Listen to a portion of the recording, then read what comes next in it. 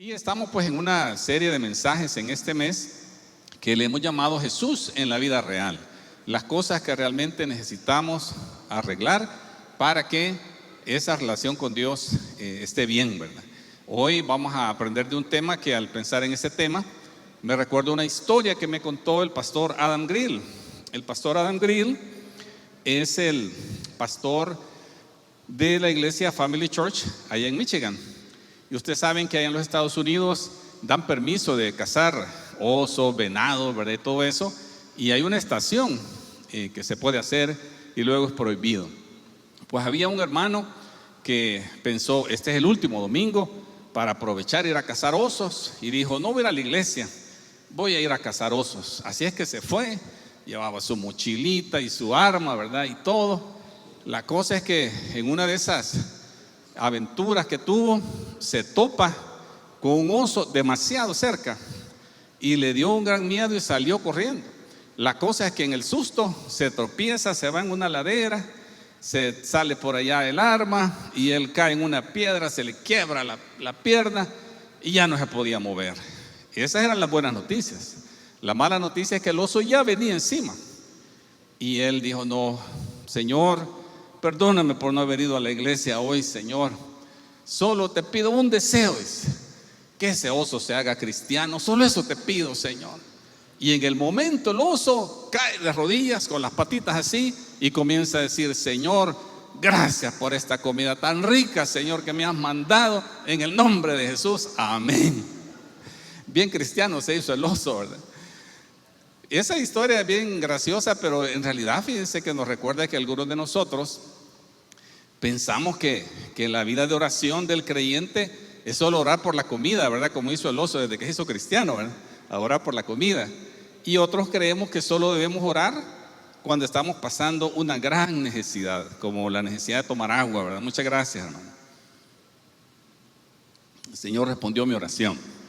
Pero nada más lejos, hermano, de lo que la Biblia nos enseña sobre la oración. Así es que hoy los quiero invitar a que leamos algunos pasajes de la Escritura donde Jesucristo nos enseña cómo es que debemos orar. ¿Les interesa el tema, hermano? Así se habla con Dios, es el tema del mensaje de hoy. Vamos a leer en Lucas capítulo 11. Una vez Jesús estaba orando en cierto lugar. Cuando terminó, uno de sus discípulos se le acercó y le dijo, Señor, enséñanos a orar, así como Juan les enseñó a sus discípulos. Jesús dijo, bueno, deberían orar de la siguiente manera. Padre, que siempre sea santificado tu nombre, que tu reino venga pronto. Danos cada día el alimento que necesitamos y perdónanos nuestros pecados, así como nosotros perdonamos a los que pecan contra nosotros. Y no permitas que cedamos ante la tentación. Luego utilizó la siguiente historia para enseñarles más acerca de la oración. Supongan que uno de ustedes va a la casa de un amigo a medianoche para pedirle que le preste 3 panes. Y tú le dices, acaba de llegar de visita un amigo mío y no tengo nada para darle de comer. Supongan que ese amigo grita desde el dormitorio, no me molestes, la puerta ya está cerrada. Y mi familia y yo estamos acostados, no puedo ayudarte. Se dice que es probable que en la habitación estaban todos acostados en lo que nosotros le llamamos sala, ¿verdad? Y ya era imposible abrir realmente la puerta, o bastante incómodo, ¿verdad? Atender a alguien. Les digo que aunque no lo haga por amistad, si sigues tocando a la puerta el tiempo suficiente, Él se levantará y te dará lo que necesitas debido a tu audaz insistencia. Así que les digo, sigan pidiendo y recibirán lo que piden. Sigan buscando y encontrarán. Sigan llamando y la puerta se les abrirá. Pues todo el que pide recibe, todo el que busca encuentra, y a todo el que llama se le abrirá la puerta. Ustedes, los que son padres, si sus hijos les piden un pescado, ¿les da una serpiente en su lugar? O si les piden un huevo, ¿les dan un escorpión? Claro que no. Así que si ustedes, gente pecadora, ya nos defienda, Señor Jesús, ¿verdad?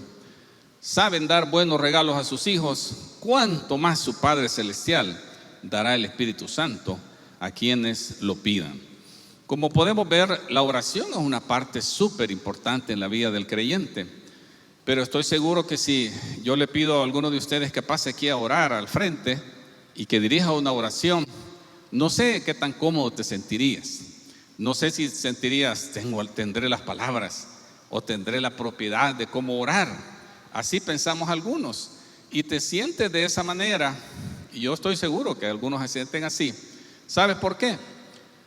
Porque este pasaje nace de que los discípulos que tenían rato de ver a Jesús y de recibir sus enseñanzas, discípulos, no solo iban a la iglesia el domingo, todos los días estaban con el Señor, pues estos discípulos no sabían cómo orar y le dijeron al Señor: ¿por qué no nos enseñas a orar? Entonces no te sientas mal, ¿verdad? Es una realidad que tenemos que aprender a orar. Algunos aprendemos a orar así a la fuerza.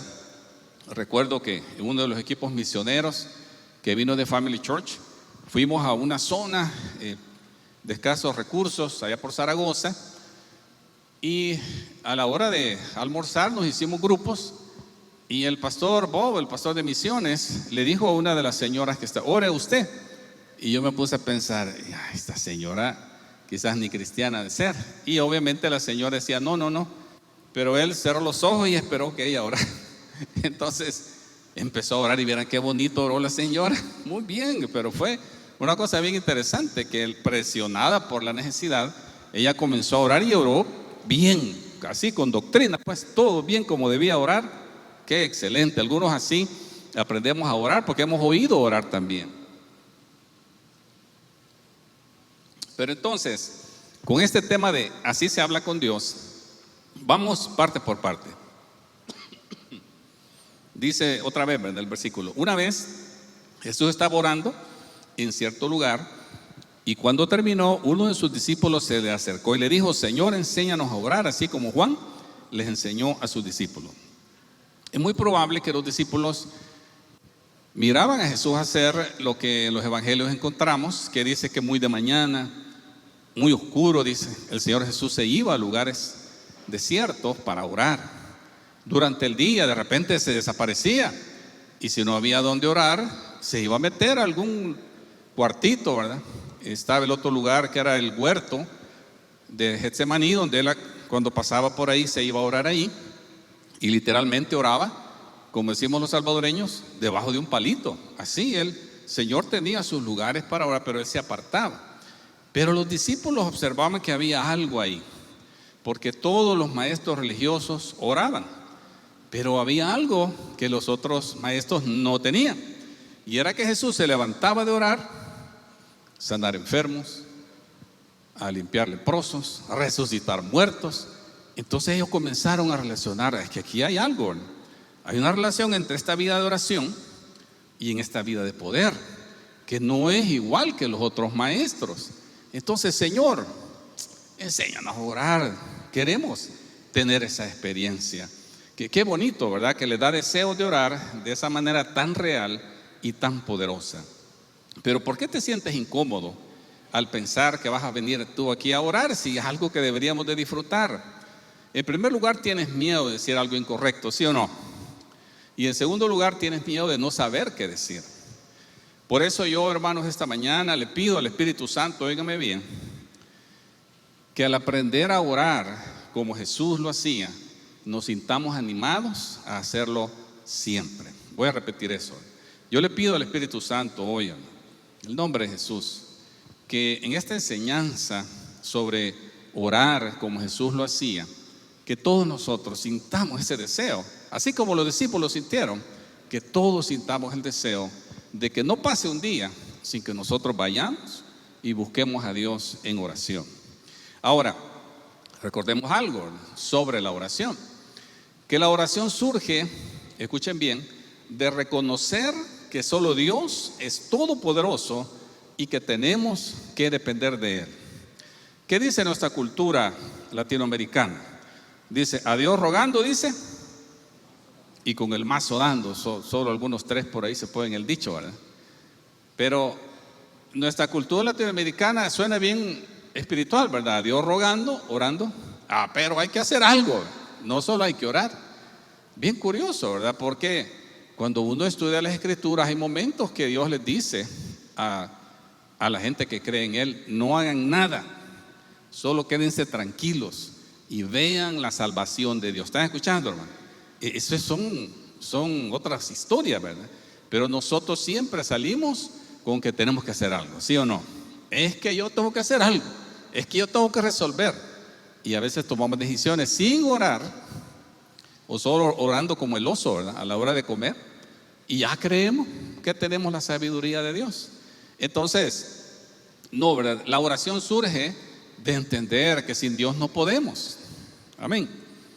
De eso surge la oración, y que lo necesitamos a Él siempre, y entonces empezamos a orar. Esto me hace pensar en por qué es que nosotros no tenemos esa inclinación para orar. Tenemos que irnos allá cuando Adán y Eva pierden la comunión con Dios. Tan bonito que era que Adán dice que él caminaba y la voz de Dios, dice, caminaba con él. Hasta algunos han calculado la velocidad que camina Dios, se han sacado ahí a qué velocidad camina Dios, que sería esta velocidad, ¿verdad? Platicando en medio de un jardín, tranquilo, ¿verdad? Es la velocidad que camina Dios para poder platicar con nosotros. Entonces, qué bonita relación tenía Adán y Eva, que hablaban directamente con Dios, pero decidieron desobedecer, comenzar a tomar decisiones sin tomar en cuenta a Dios, y esa es la raíz del pecado. Ese es el pecado de la humanidad. En aquella torre de Babel, que el plan de ellos era, dice, hagamos una torre que sea tan alta que cuando venga otro diluvio nos burlemos de Dios y le digamos, destruime pues. Dicen que Babel significa un puño alzado contra Dios. Es la actitud del ser humano de rebeldía, de no te necesito Dios, pero con un enojo, ¿verdad? Ese es el pecado de la humanidad. Y ese pecado hace que vivamos y hagamos cosas que no le agradan a Dios, que no pararía todo el día de leer todas las cosas que son pecado y que ofenden a Dios, pero la raíz es esa: el no querer someterse a la voluntad de Dios. Y esa figura de esa espada revolviéndose, dice, no revoloteando, revolviéndose, dice, para todos lados, una espada de fuego, dice, para que no entrara el ser humano otra vez a la presencia de Dios. Es un símbolo de la muerte espiritual. Adán no murió físicamente en ese momento, porque el juicio era: el día que tú desobedezcas, ¿qué va a pasar? Ese día morirás. Ese día murió, pero murió espiritualmente. Ya no pudo más conectarse con Dios, y por esa es la causa que somos así. Estamos separados de Dios. No nos nace pues orar. De hecho, ni nos entendemos quién es Dios. Cuando yo no era creyente y me hablaban que le orara a Dios, yo decía, ¿para qué? Si Dios es un viejito enojado que está en una silla lejos, ¿verdad? Y con un gran garrote así que me dice, pecaste, no, ¡pum! ¿Y yo para qué quiero hablar con un Dios así? Entonces, como ustedes ven, esa es la realidad del ser humano. No quiere tener comunión con Dios porque no lo conoce, no lo entiende. Entonces, por eso es que dice aquí este pasaje de la Biblia que después de Adán y Eva tienen a Caín y Abel. Caín mata a Abel y se quedan sin hijos, ¿verdad? Y entonces nace Set, que sería ese Set, ¿verdad?, hijo de Adán y Eva. Y este Set engendra a otra persona que se llama Enos, sería nieto, ¿verdad?, de Adán y Eva. Y fue en aquel tiempo, dice, que la gente por primera vez comenzó a adorar al Señor usando su nombre.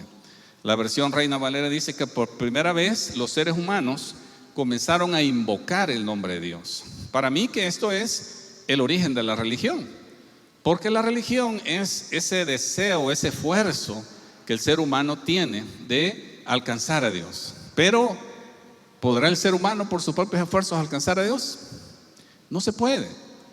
Y entonces, ¿qué hacen ellos? Construyen altares, sacrifican animales, y es una oración que está cargada de culpa. Es una oración que está cargada de temor, pero no el temor correcto de Dios, sino el temor al juicio, ¿verdad? Esa comprensión del ser humano que está lejos de Dios y entonces hacer algo, ¿verdad?, para acercarse a Dios. Este versículo es bien interesante porque refleja el deseo del ser humano de adorar a Dios, de acercarse a Él.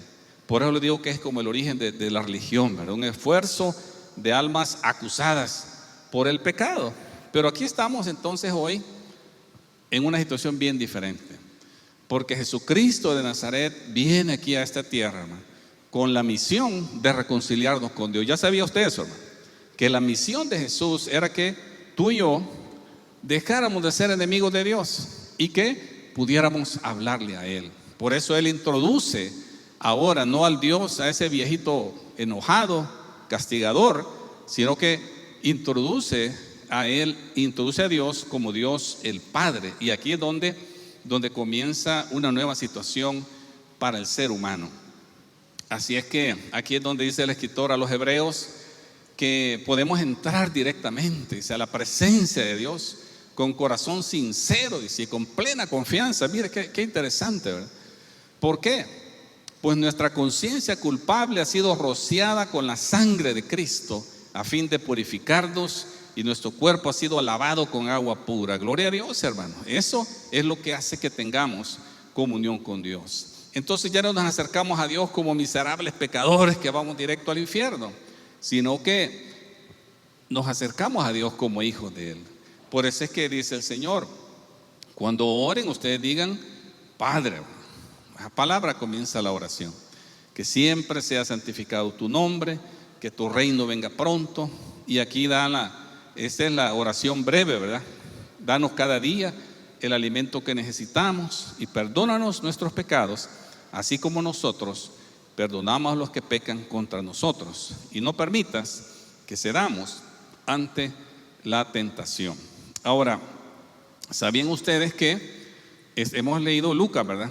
El otro evangelista, Mateo, tiene más detalles de la oración y da algunos consejos, ¿verdad? Como por ejemplo que al orar no seas como los hipócritas que oran para que la gente los vea, ¿verdad? Esa es su recompensa, el ser famoso, ¿verdad? Espirituales, ¿verdad? Aparentemente. No, dice, debes tú apartarte, cerrar la puerta detrás de ti y orar a tu Padre en privado. También dice, cuando ores no parlotees, dice, en la versión esta, ¿verdad? No hagas repeticiones vanas, ¿verdad?, de manera interminable, pensando que por esas repeticiones Dios te va a oír. No es así, dice, no sucede así. Más bien, dice Jesús en el versículo 9, Mateo 6:9, así es como tú vas a orar: Padre nuestro que estás en el cielo, que sea siempre santo tu nombre, que tu reino venga pronto, que se cumpla tu voluntad en la tierra como se cumple en el cielo. Danos hoy el alimento que necesitamos y perdona nuestros pecados, así como hemos perdonado a los que pecan contra nosotros.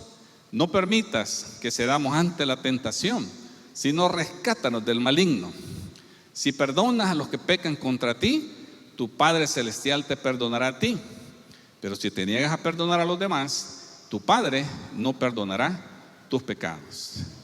Tal vez recordarán que en el Evangelio de Lucas, al enseñar a orar, Jesús cierra con una historia que nos invita a persistir en la oración.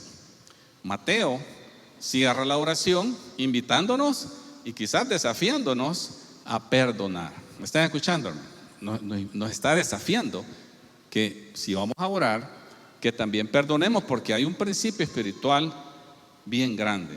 Algo que aprendemos, hermanos, al comparar estas dos. Recuerden que los evangelios, hermanos, es relatos de la vida de Jesús y fueron escritos, en este caso Lucas y Mateo narran la misma historia, pero desde perspectivas diferentes. De hecho, hasta las palabras son diferentes. Entonces, ¿qué aprendemos ahí, hermano?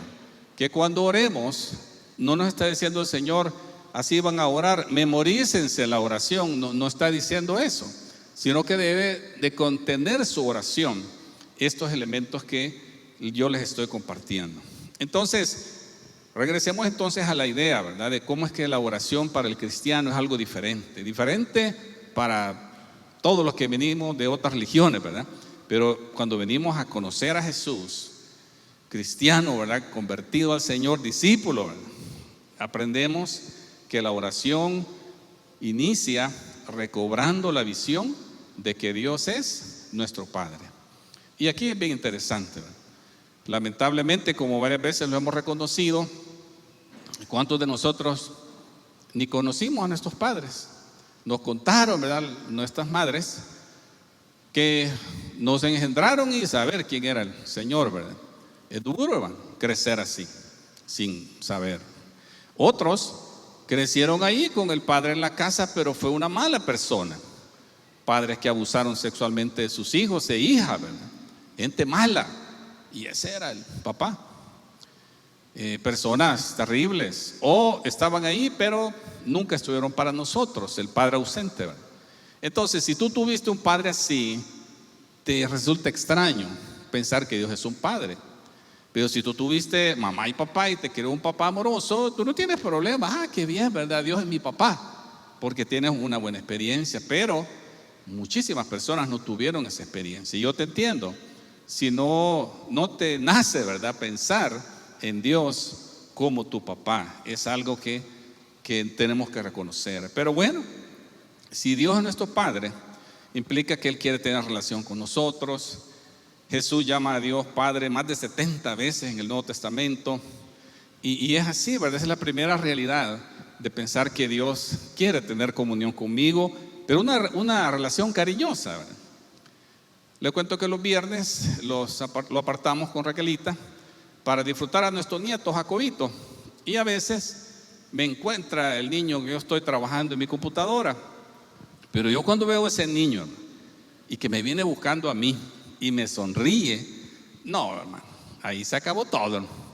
Tiro por allá y le abro los brazos y le doy una gran sonrisa porque lo amo. Entonces, así debería ser tu experiencia de la oración.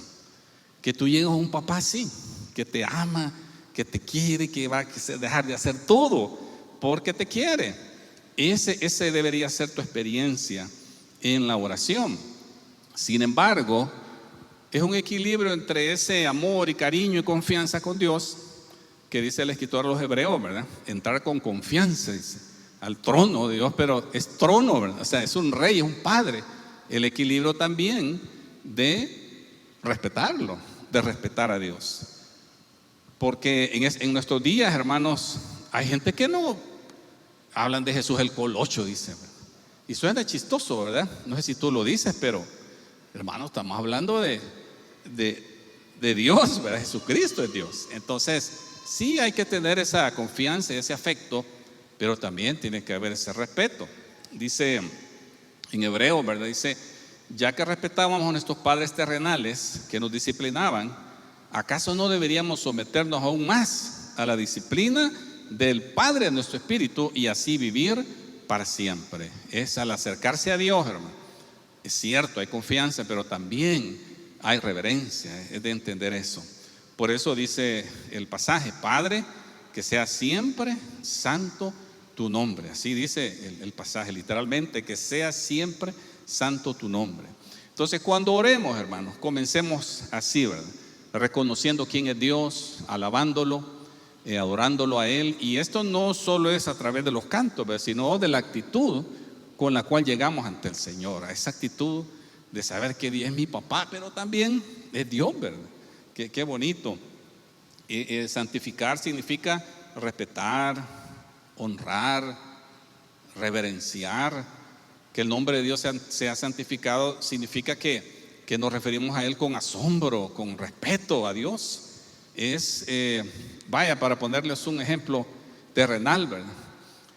Vino el famoso Messi aquí a El Salvador y yo me quedé asombrado que algunos ni le iban al Barcelona, ¿verdad? Pero pagaron las entradas caras de ir cerquita porque lo querían conocer personalmente. Y solo el segundo tiempo jugó un ratito, ¿verdad? Entonces le salió caro, ¿verdad? Pero Pero lo que a mí me llamaba la atención era que la gente lo hizo con gusto. Lo hizo con gusto. ¿Por qué? Conocimos en persona a Messi. Y es una satisfacción. Y al verlo, ¿verdad? En todo lugar donde las personas tienen la oportunidad de ver a una persona famosa, ¿verdad? Como él, siempre está eso de así, ¿verdad? Es una situación de asombro, ¿verdad?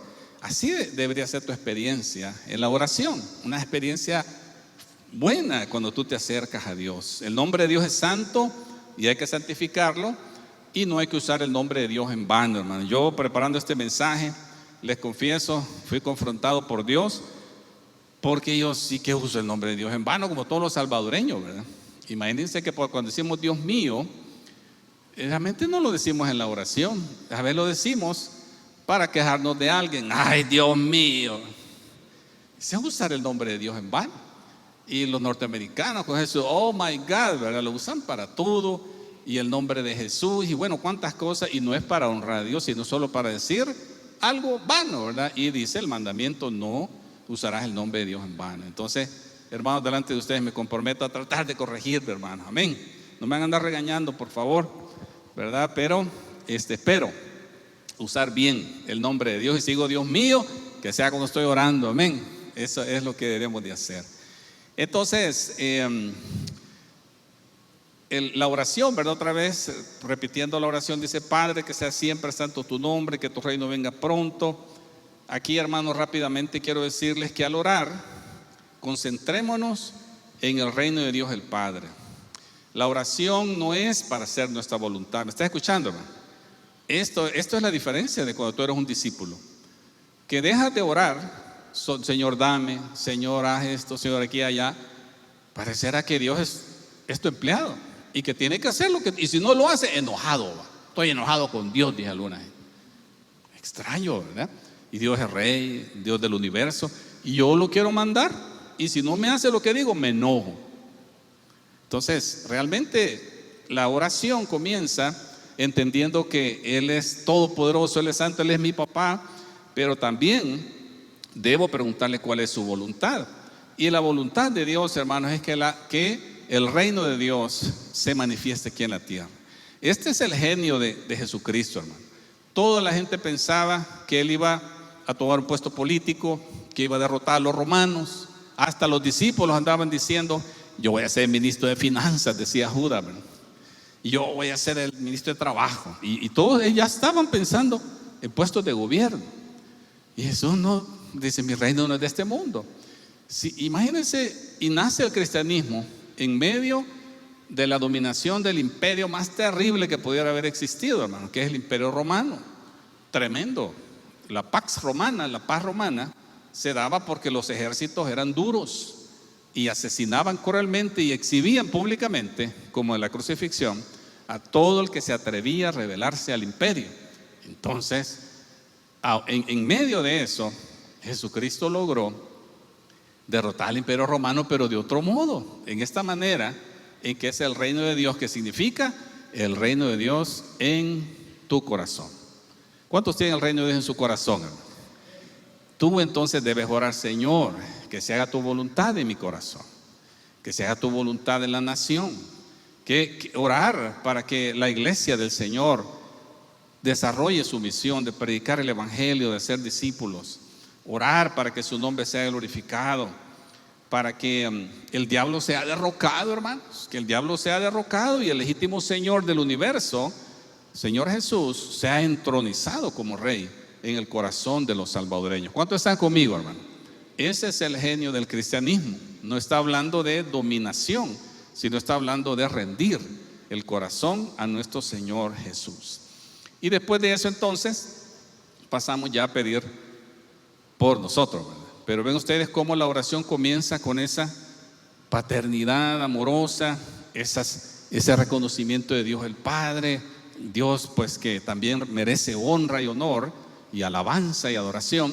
Y ahora entonces dice el Señor: ya pueden pasar a pedir por las peticiones. Dice: danos hoy el alimento que necesitamos y perdona nuestros pecados, así como hemos perdonado a los que pecan contra nosotros, y no permitas que cedamos ante la tentación. Entonces, al orar, pidamos por las necesidades de nuestra familia.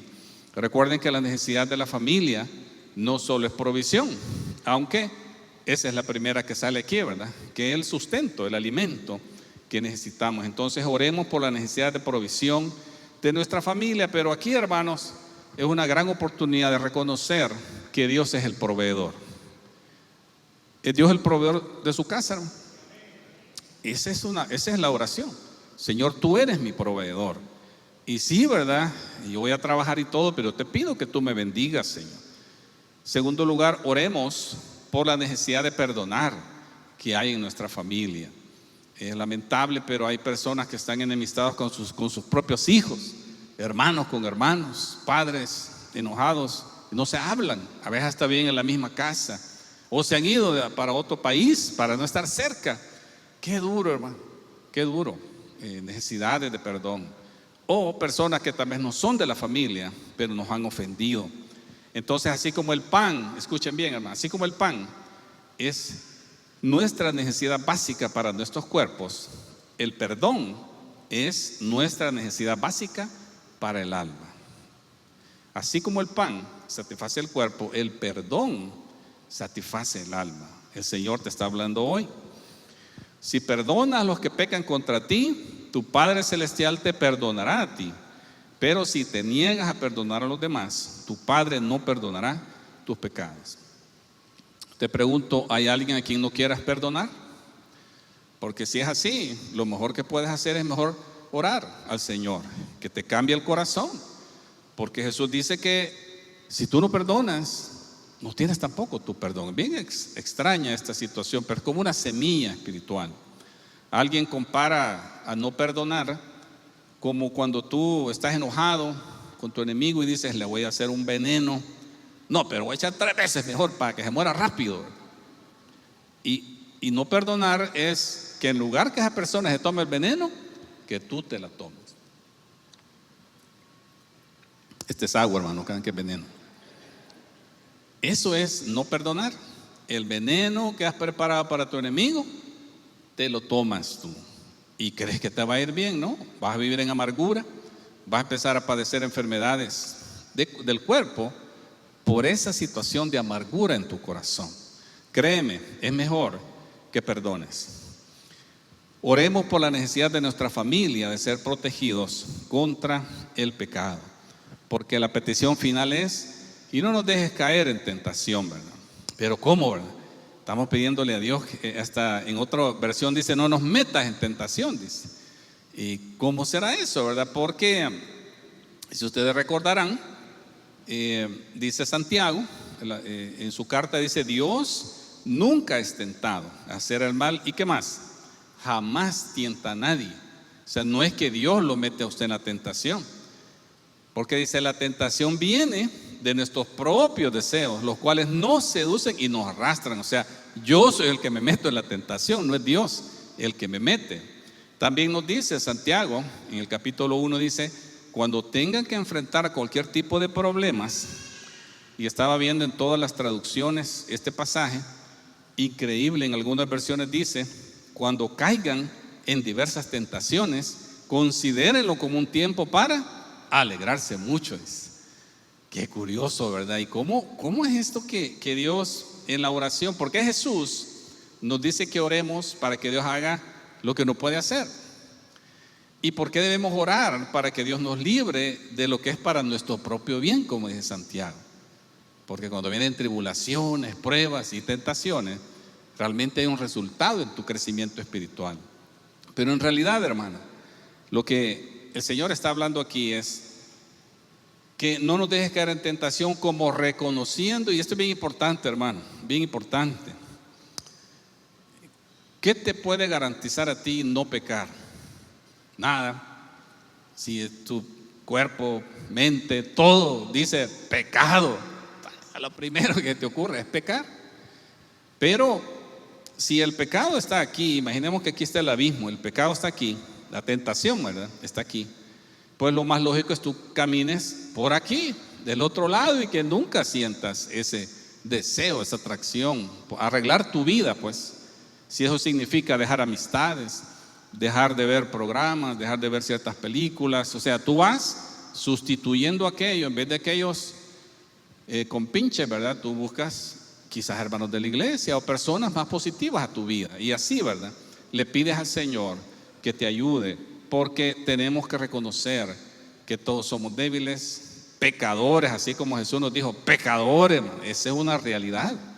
Todos podemos cometer el pecado. Entonces lo mejor es que organicemos la vida de manera que no nos vayamos ahí. Es admitir que si Dios retira su mano misericordiosa, caeríamos en el pecado. Es la actitud de huir de la tentación, como Pablo le dice a Timoteo. Ya para finalizar, hermanos, les cuento que mi primera oración como cristiano recién convertido fue así: Señor, yo creo que no puedo ser cristiano. Esa fue mi primera oración. Me sentía tan abrumado por mis pensamientos. Venía quizás de experiencias de triunfo, dijéramos, en el mundo, ¿verdad? Y era una persona bien vanidosa. Y bueno, espero que ya se me haya pasado eso, ¿verdad? Pero no creo todavía, ¿verdad? Tiene unos rasgos de eso. Recuerden, el cristianismo es 3 pasitos para adelante y 2 para atrás, ¿verdad?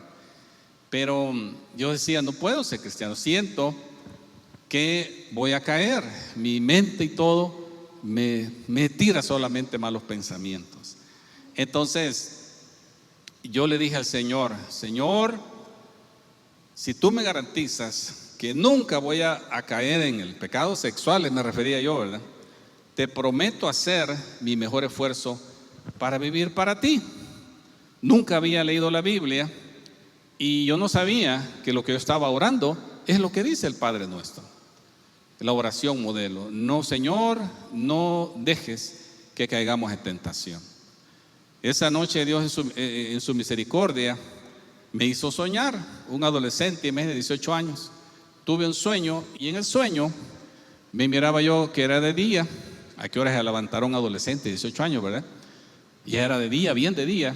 Y me levanto de la cama en el sueño, me arrodillo y yo veo en el sueño que hizo una Biblia chiquita que mi mamá me había regalado, y la abro y escucho en mi mente Salmo 121. Y me desperté porque yo oí eso, oí en el sueño esa voz que me dijo Salmo 121. Y era de día y hice todo lo que vi en el sueño. Me arrodillé, ahí estaba la Biblia, y abro ese salmo que en mi vida había visto, y descubro que ese salmo es la respuesta de Dios a la oración que yo le había hecho en la noche, que dice: alzaré mis ojos a los montes, ¿de dónde vendrá mi socorro, mi auxilio? No viene de otra parte sino del Señor. Y comienza a decirme en promesa, ¿verdad? El Señor guardará tu salida y tu entrada. El Señor no dará tu pie al resbaladero, que es la señal de caer, ¿verdad? El Señor guardará tu salida y tu entrada. Bueno, Él te guardará, te dará fuerzas. Y yo me quedé, hermanos, tan conmovido de saber que Dios era real. Yo les digo sinceramente que en la misericordia de Dios, Él no permitió que en esa época, imagínense un adolescente todo lleno de hormonas, ¿verdad? Y todo eso listo para el pecado, diría yo, ¿verdad? Que Dios me librara. Así como Dios te ha librado a ti, Él quiere librar a todas las personas para que le busquen. Entonces te digo la aplicación de vida. Le hemos aprendido a cómo hablar con Dios. En resumen, abre tu corazón a Dios el Padre. Él es tu papá. Adóralo a Él, alábalo por lo que Él es, no por lo que Él hace. Perdona, hermano, porque es parte de la dinámica. Y pídele a Dios protección y provisión también. Vamos a orar. Incline su rostro, hermano, y vamos a orar. Padre, te pedimos, Señor, que tu palabra que ha sido sembrada hoy traiga el resultado esperado, Señor. Que tu palabra, dice, nunca regresa vacía. Y hoy la hemos proclamado, la hemos declarado, Señor, que tú eres un Dios real, que tiene interés en nosotros y quieres que tengamos comunión contigo, Señor. Te pido, Padre bueno, que nos ayudes a desarrollar esta actitud de buscarte siempre, no solo cuando las cosas están difíciles o para pedirte cosas, Señor, sino que aprendamos a conocerte, Señor, a ser amigos tuyos, a ser tus hijos amados y que podamos escuchar tu voz. Espero que el Señor te haya hablado a tu corazón a través de la palabra de Dios y que quieras abrirle tu corazón a Jesucristo. Es la mejor decisión que puedes hacer. La Biblia dice que el que tiene al Hijo de Dios tiene la vida. El que no tiene al Hijo de Dios no tiene la vida. Y ahora tú puedes hacerlo a través de una sencilla oración. Repite conmigo en tu corazón y dile: Señor Jesucristo, reconozco que he estado apartado de ti. Reconozco que no puedo vivir sin ti. No puedo hacer la vida sin tu poder. Ayúdame, entra a mi vida, perdona mis pecados. Reconozco que tú eres mi Señor y Salvador. Te quiero dar las gracias por tu sacrificio en la cruz y porque ahora vives en mi vida. Gracias, Señor Jesús. En tu nombre, amén. Seguir adelante a buscar una iglesia donde congregarse, o si quieres congregarte con nosotros para que des los pasos iniciales a través del proceso, dijiste que sí. Te esperamos.